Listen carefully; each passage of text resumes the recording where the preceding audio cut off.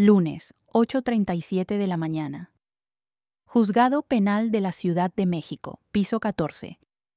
El juez Ricardo Mendoza abre un expediente más de la pila interminable sobre su escritorio. Ya ha hecho esto miles de veces en los últimos 25 años de carrera. Asalto a mano armada, acusado sin antecedentes, víctima con secuelas. Un caso más, una vida más arruinada, una sentencia más por dictar. Pero cuando sus ojos se posan en el nombre del acusado, algo dentro de él se congela. Daniel Olivera Sánchez, 28 años. Nacido el 14 de marzo de 1997. La pluma se le escapa de los dedos y cae al suelo con un sonido seco que resuena en el silencio del despacho. Sus manos empiezan a temblar. Mira la foto del expediente. Un hombre joven, delgado, ojeras profundas, un moretón en el rostro, pero son los ojos, esos ojos castaños que nunca, en 15 años, pudo olvidar. Ricardo susurra para sí mismo, la voz ahogada: No, no puede ser él. Pero lo es él. Es el niño que salvó a su hija de ahogarse en una playa de Puerto Vallarta hace exactos 15 años. El niño valiente de 13 años que arriesgó su propia vida para salvar a una niña que ni siquiera conocía. El niño que desapareció después como un fantasma y al que Ricardo buscó durante años sin jamás encontrar. Y ahora estaba ahí, en el expediente, siendo acusado de asalto a mano armada. Y Ricardo Mendoza, el hombre que le debía su vida entera a ese niño, tendría que juzgarlo. Flashback. La playa de Puerto Vallarta, 2010. Para entender lo que sucedió en esa sala de audiencias, necesitamos retroceder en el tiempo, a un día que cambió dos vidas para siempre. 28 de enero de 2010. Playa de Puerto Vallarta, costa del Pacífico mexicano. Era una tarde normal de verano. El abogado Ricardo Mendoza estaba de vacaciones con su esposa, Beatriz, y su hija única, Sofía, de apenas 8 años. La playa estaba repleta. Los niños jugaban en la arena. El sol brillaba con fuerza. Sofía, con su cabello castaño en trenzas y vestido rosa ondeante, corrió hacia el agua. Ricardo, distraído con el celular, apenas saludó desde lejos sin quitar los ojos de la pantalla. Le dijo que no fuera muy lejos. Sofía ya estaba entre las olas. 30 segundos. Eso fue todo lo que bastó. Cuando Ricardo levantó los ojos nuevamente, Sofía había desaparecido. El pánico fue instantáneo, visceral. Gritó su nombre, lo soltó todo y corrió hacia el mar. Beatriz detrás, llorando desesperadamente. Otros bañistas miraban, señalaban, pero nadie veía a la niña. Ricardo entró al agua y sintió la fuerza de la corriente jalándolo. Luchaba por avanzar, pero el mar era más fuerte. Estaba a solo 20 metros de la playa, pero podría estar a 20 kilómetros. Cada brazada era una batalla perdida. Y entonces, de la nada, un niño delgado, de piel morena, quemada por el sol, no mayor de 13 años, apareció corriendo por la arena y se lanzó al agua sin pensar, sin dudar. El muchacho nadaba con una fuerza sobrehumana, cortando la corriente como si conociera cada secreto de ese mar. Ricardo lo vio cuando desapareció bajo el agua. Segundos que parecieron horas, y entonces resurgió, con Sofía en sus brazos. Pero la corriente era implacable. El niño empujó a Sofía hacia Ricardo con la última fuerza que tenía. Ricardo la atrapó, la abrazó desesperado y comenzó a nadar de regreso. Cuando finalmente llegó a la arena con su hija en brazos, miró hacia atrás. El niño aún luchaba contra las olas, el brazo sangrando, cortado por las rocas, pero no se rindió, ola tras ola, hasta que sus pies tocaron la arena. Sofía tosía, vomitaba agua en la arena, pero estaba viva. Beatriz cayó a su lado, llorando, abrazándola, repitiendo gracias a Dios como una plegaria. Ricardo se volteó hacia el niño, que estaba sentado en la arena, temblando de agotamiento, sangre escurriendo por su brazo herido. Con las manos aún temblando, Ricardo se arrodilló al lado del muchacho y le preguntó su nombre.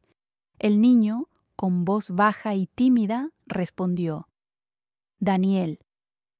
Ricardo le sujetó los hombros con fuerza, los ojos llenos de lágrimas, y le dijo que Daniel había salvado a su hija, que había salvado su vida entera.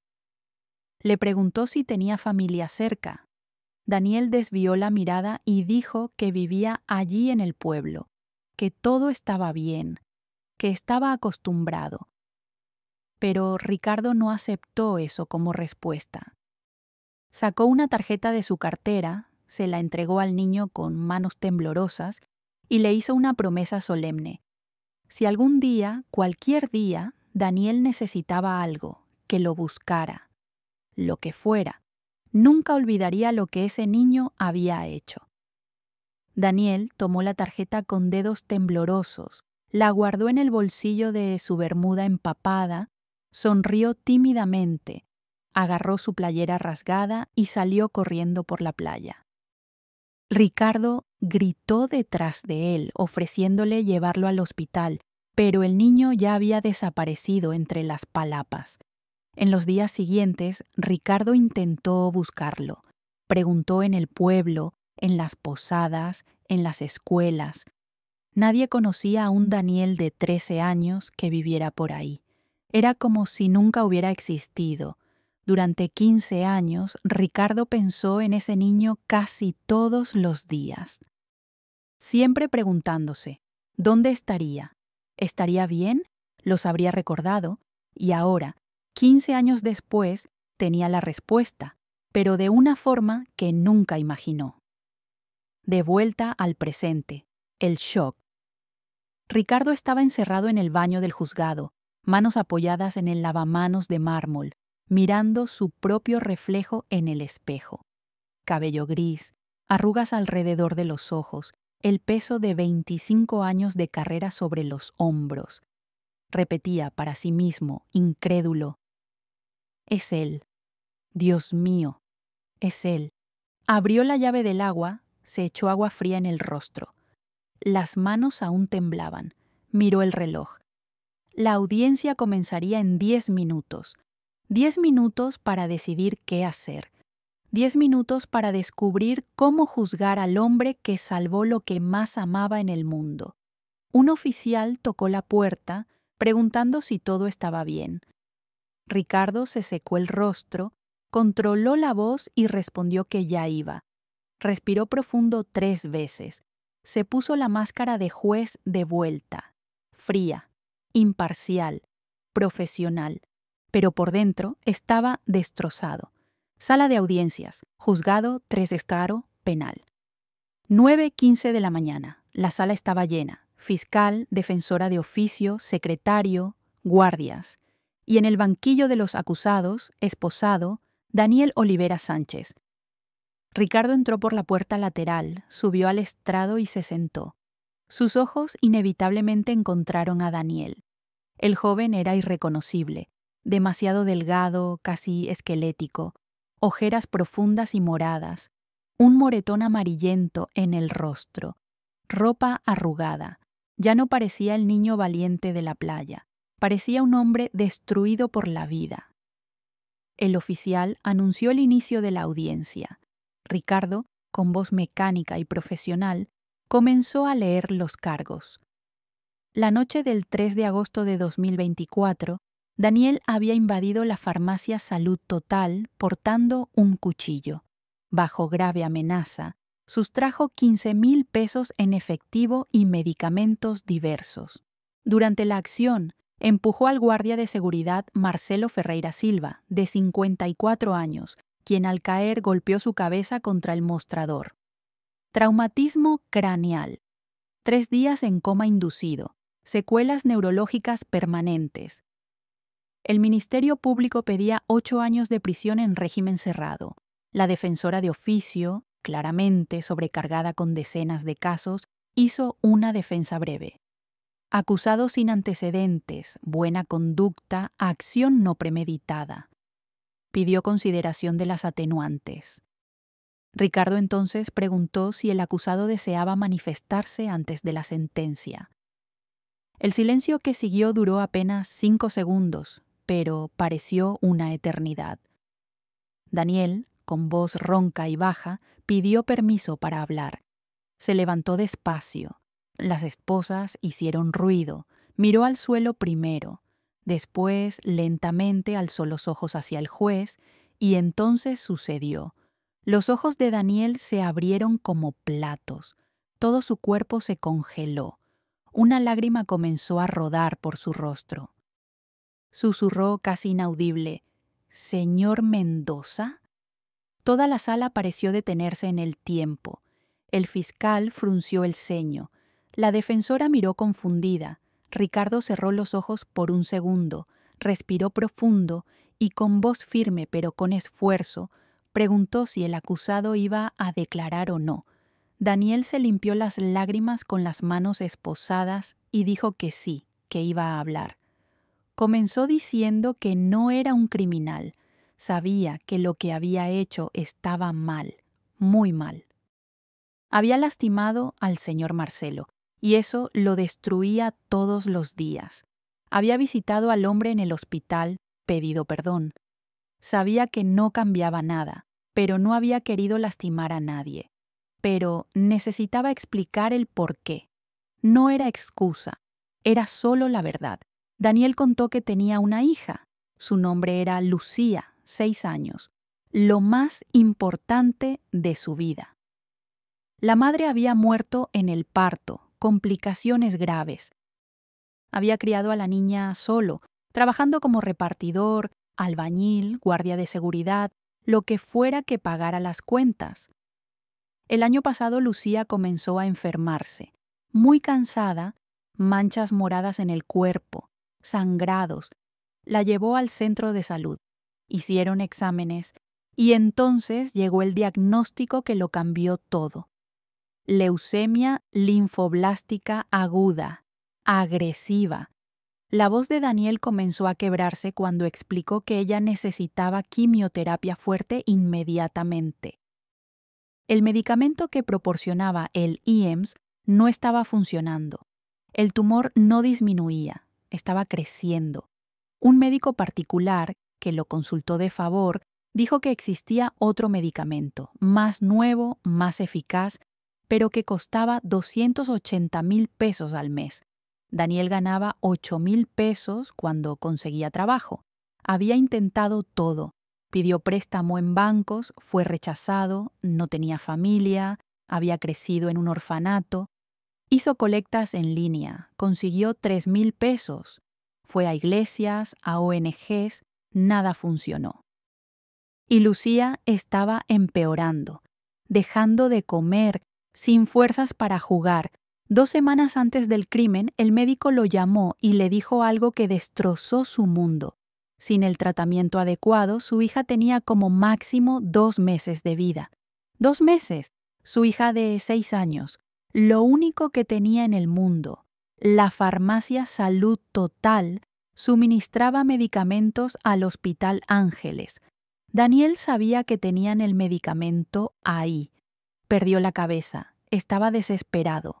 Pensó en robar el medicamento y dejar un papel con su dirección para pagar después, cuando consiguiera el dinero. Iba a pagar. Juró que iba. Pero cuando entró, el guardia de seguridad vino hacia él. Daniel entró en pánico, empujó al hombre. Solo quería huir. No vio que había caído hasta que escuchó el ruido. Cuando volvió corriendo, la ambulancia ya estaba ahí. Se entregó al día siguiente, porque merecía estar ahí. Pero su hija no merecía morir porque él era un fracaso como padre. Daniel entonces miró directamente a Ricardo, el reconocimiento claro en sus ojos, y dijo con voz susurrante que ahora Lucía estaba sola en el hospital esperando al padre que no volvería. Pidió que el juez aplicara cualquier castigo, pero que, por favor, alguien cuidara de ella. Ella no tenía a nadie más. Cuando Daniel se sentó, derrotado, el silencio en la sala era ensordecedor. El fiscal estaba cabizbajo. La defensora limpiaba lágrimas discretamente. Hasta los guardias miraban al suelo. Ricardo, congelado, miraba al hombre que salvó a su hija, el hombre que ahora imploraba para que alguien salvara a la suya. Con voz controlada, forzando cada palabra, Ricardo decretó un receso de 2 horas para análisis. Ricardo regresó al despacho y cerró la puerta. Se sentó en la silla de cuero, puso las manos en su rostro y, por primera vez en años, dejó que las lágrimas fluyeran libremente. 15 años.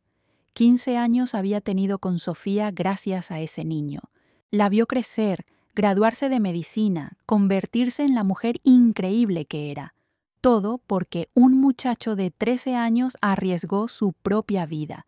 Y ahora ese mismo niño, transformado en hombre quebrado, pedía esos mismos 15 años con su propia hija.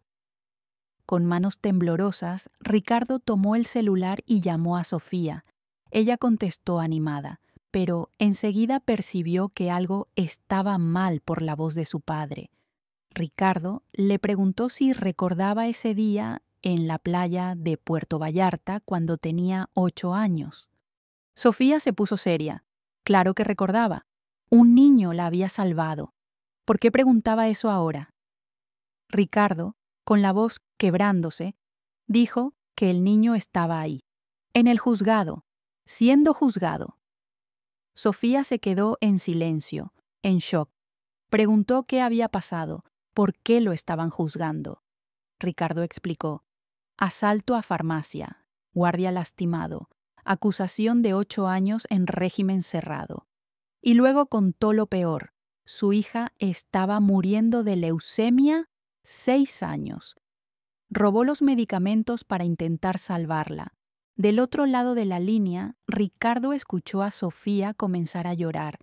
Ella dijo, con voz temblando, que su padre no podía destruir la vida de ese hombre. Pero Ricardo respondió que había cometido un crimen, que había una víctima con secuelas, que había hecho un juramento de seguir la ley. Sofía entonces hizo una pregunta devastadora. ¿Y si fuera yo? Si fuera yo muriendo y tú no tuvieras dinero para el tratamiento, ¿qué harías? Ricardo no respondió. La respuesta era obvia para ambos. Sofía continuó, la voz firme pero emocionada. Ese niño le había dado 15 años de vida a ella. Ricardo la había visto crecer, graduarse, construir su carrera. Todo porque un muchacho de 13 años, que ni siquiera la conocía, arriesgó su propia vida. Ahora era el turno del padre de hacer lo mismo, salvar a ese hombre y salvar a su hija. Sofía le suplicó a su padre que encontrara una manera. Ella sabía que podía. Y si no había manera dentro de la ley, que creara una. Porque a veces la justicia no era solo seguir reglas, era hacer lo correcto. Ricardo, llorando abiertamente, dijo que amaba a su hija. Sofía respondió que ella también lo amaba y que amaba estar viva para poder decirlo, gracias a ese niño. Cuando colgó, Ricardo se quedó mirando el celular por un largo momento. Después abrió el cajón del escritorio. Allá al fondo había una foto enmarcada, la familia en la playa, el día después del accidente. Sofía sonriendo, abrazada a sus padres, viva. Tomó el expediente de Daniel y comenzó a leer cada línea, cada detalle, cada coma. Había algo ahí. Tenía que haberlo.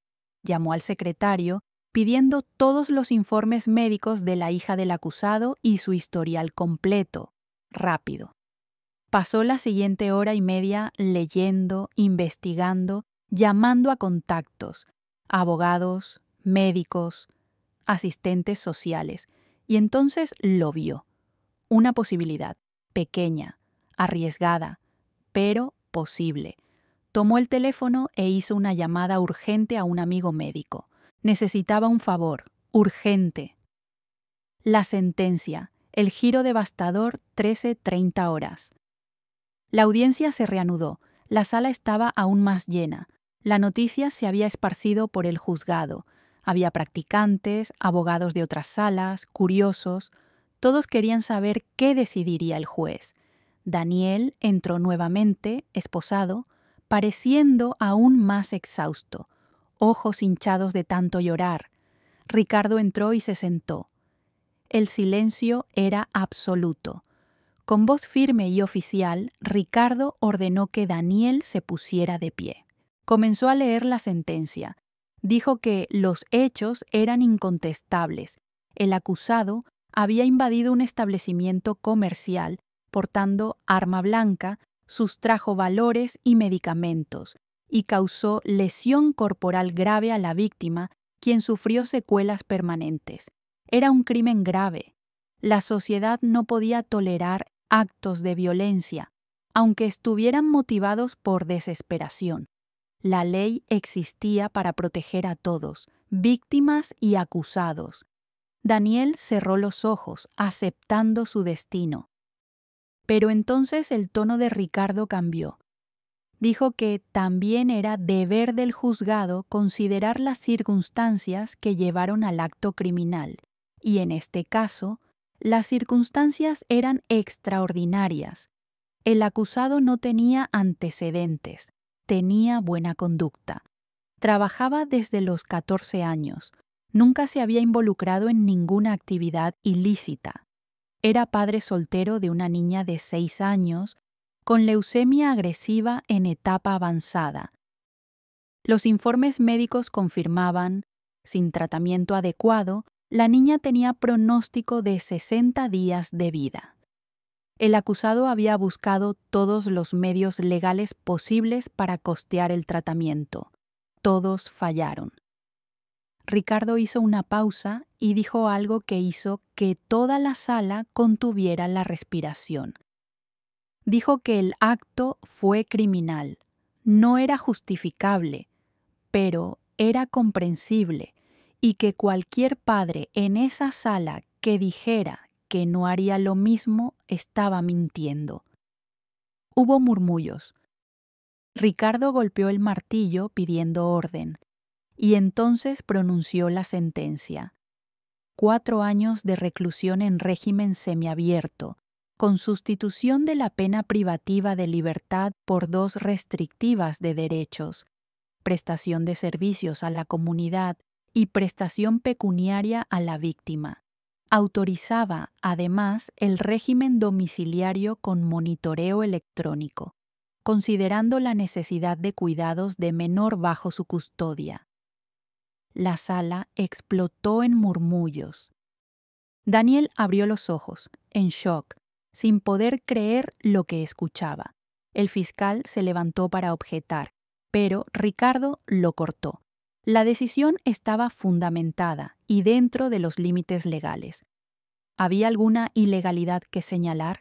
El fiscal, tragando saliva, admitió que no. Ricardo determinó que Daniel iniciara el cumplimiento de la pena inmediatamente, con instalación del equipo de monitoreo en 48 horas. Y entonces Ricardo hizo algo impensable, algo que violaba todo protocolo. Se levantó, bajó del estrado y caminó hasta Daniel. El sonido de sus pasos resonaba en la sala en silencio impactado. Los guardias se miraron entre sí, confundidos. La defensora de oficio estaba boquiabierta. Ricardo se detuvo frente a Daniel. Sacó una llave de su propio bolsillo y removió las esposas con sus propias manos. Un oficial susurró, alarmado, que eso violaba el protocolo. Ricardo, sin quitar los ojos de Daniel, respondió que el acusado estaba condenado a régimen domiciliario. No necesitaba esposas. Las esposas cayeron al suelo con un sonido metálico. Daniel estaba temblando, mirando al juez sin entender nada. Ricardo entonces dijo en voz baja que solo Daniel podía escuchar. preguntándole si realmente no se acordaba de él. Daniel respondió con voz ronca que recordaba el nombre pero no entendía. Ricardo susurró: 28 de enero de 2010, playa de Puerto Vallarta. Una niña de 8 años casi se ahoga y un niño se lanzó al mar y la salvó. Los ojos de Daniel se abrieron completamente. Susurró en shock: la niña de las trenzas. Ricardo, con lágrimas en los ojos pero sonriendo, confirmó: Sofía, su hija. Daniel había salvado a su hija. Daniel trastabilló. Ricardo lo sujetó del brazo. Daniel comenzó a llorar, diciendo que no sabía, que no tenía idea de que era él. Ricardo dijo que lo sabía, y entonces le entregó un sobre. Explicó que dentro estaba el contacto de un abogado especializado en ejecuciones penales. Trabajaría para convertir la pena en totalmente domiciliaria, sin costos. Daniel, confundido, dijo que no tenía dinero para pagar a un abogado. Ricardo lo interrumpió gentilmente. Dijo que Daniel le había dado 15 años más con su hija. 15 años que nunca habría tenido. Cumpleaños, graduación, boda algún día, nietos tal vez. Todo porque un niño de 13 años que no los conocía arriesgó su propia vida. Daniel le había dado todo a él, y él nunca pudo agradecerle. Lo buscó durante años. Daniel, llorando, dijo que había cometido un crimen, que había lastimado a alguien. Ricardo estuvo de acuerdo. Dijo que Daniel pagaría por eso, con prestación de servicios, con la restricción de su libertad, con la marca de un proceso criminal, pero no con la vida de su hija. Ricardo entonces reveló que había algo más en el sobre. Daniel lo abrió con manos temblorosas y leyó: Hospital Ángeles. Autorización de traslado. Ricardo explicó que había llamado a un amigo, jefe de oncología pediátrica del hospital. Lucía estaba siendo trasladada en ese momento. Tratamiento completo, costeado por una institución benéfica anónima. Daniel cayó de rodillas, sollozando descontroladamente. Ricardo se arrodilló a su lado, sujetó su rostro con ambas manos y le dijo que escuchara bien. 15 años atrás, Daniel le enseñó que un acto de valentía podía cambiar una vida entera. Hoy, Ricardo intentaba hacer lo mismo. No porque Daniel lo mereciera, sino porque su hija lo merecía, y porque la justicia no podía ser solo castigo. Tenía que haber compasión también. Daniel iba a cumplir su condena, iba a trabajar, iba a pagar a la víctima, iba a cargar con eso para siempre. Pero Ricardo no dejaría que su hija muriera. No cuando podía hacer algo. Daniel, entre lágrimas y sollozos, repetía gracias sin parar, diciendo que nunca podría pagar aquello.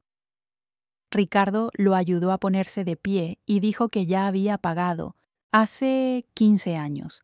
Ahora debía ir, ver a su hija. Ricardo hizo una señal a los oficiales ordenando que escoltaran a Daniel al Hospital Ángeles, pediatría, y después lo llevaran a su casa para instalar el equipo de monitoreo. Daniel estaba en shock, siendo llevado.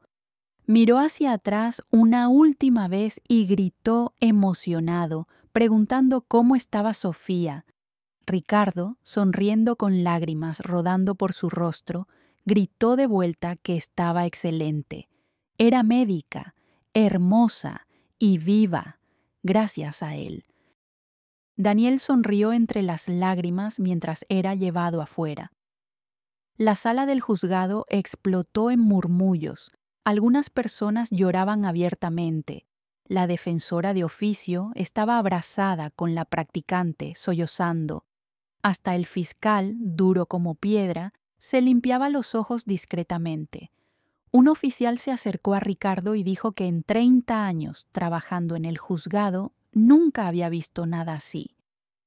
Ricardo, secándose los ojos, respondió que él tampoco. Ni él. 8 meses después. un parquecito en la Ciudad de México. Tarde de sábado soleada. Daniel estaba sentado en una banca, el brazalete electrónico visible en su tobillo. A su lado, una niña de 6 años, cabello corto e irregular comenzando a crecer de nuevo después de la quimioterapia. Ella dibujaba en un cuaderno, concentrada. Lucía le mostró el dibujo a su padre, animada. Había dibujado a él. Daniel sonrió y preguntó por qué él tenía una cosa roja en el pie en el dibujo. Lucía, con la inocencia de los niños, explicó que era su zapato especial. La enfermera le había dicho que necesitaba usarlo porque era un superhéroe en misión secreta.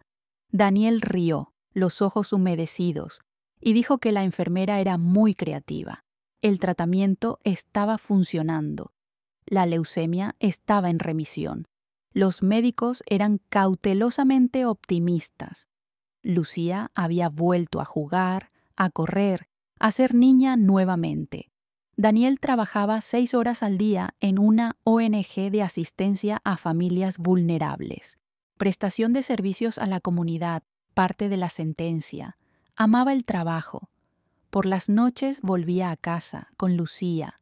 Cenaban juntos, ella le contaba de la escuela, él la ayudaba con la tarea, rutina normal de padre e hija, excepto por el brazalete que le recordaba todos los días lo que había hecho y lo que le habían dado. En ese momento, una voz femenina llamó su nombre. Daniel miró sorprendido. Era Sofía. La niña de la playa, ahora con 23 años, cabello castaño suelto, bata blanca, sonrisa cálida.